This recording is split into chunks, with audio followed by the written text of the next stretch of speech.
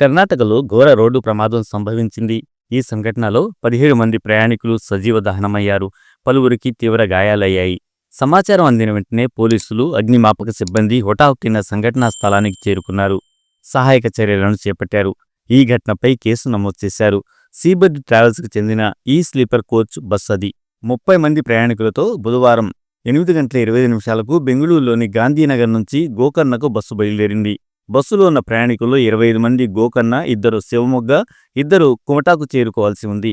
48వ జాతీయ రహదారిపై హిరియూరు సమీపంలోని జమనగొండనహళ్లి గోరట్ల క్రాస్ వద్ద అదుపు తప్పింది.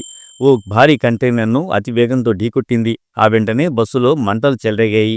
ఈ ఢీకొన్న తీవ్రతకు క్షణాల్లోనే మంటలు చెలరేగి బస్సు మొత్తం వ్యాపించాయి. కనీసం తప్పించుకునే అవకాశం కూడా లేకుండా పోయింది. కంటైనర్ సైతం మంటల బారిన పడింది. ఈ ఘటనలో 17 మంది ప్రయాణికులు సజీవ దహనమయ్యారు. పలువురు తీవ్రంగా గాయపడ్డారు. ప్రమాద సమయంలో చాలామంది ప్రయాణికులు నిద్రలో ఉండటంతో బయటపడే అవకాశమే వారికి లభించలేదు.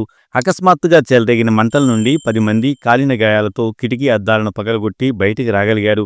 మంటల ఉధృతికి బస్సులోని 17 మంది పైగా ప్రయాణికులు కాలి బూడిదయ్యారు. మృతుల సంఖ్య మరింత పెరిగే అవకాశం ఉందని అధికారులు తెలియజేశారు. సమాచారం అందిన వెంటనే చిత్రదుర్గ జిల్లా పోలీసులు, అగ్నిమాపక దళం సిబ్బంది వేగంగా ఘటనా స్థలానికి చేరుకున్నారు. మంటలను అదుపులోకి తీసుకురావడానికి, సహాయక చర్యలు చేపట్టడానికి తీవ్రంగా శ్రమించారు.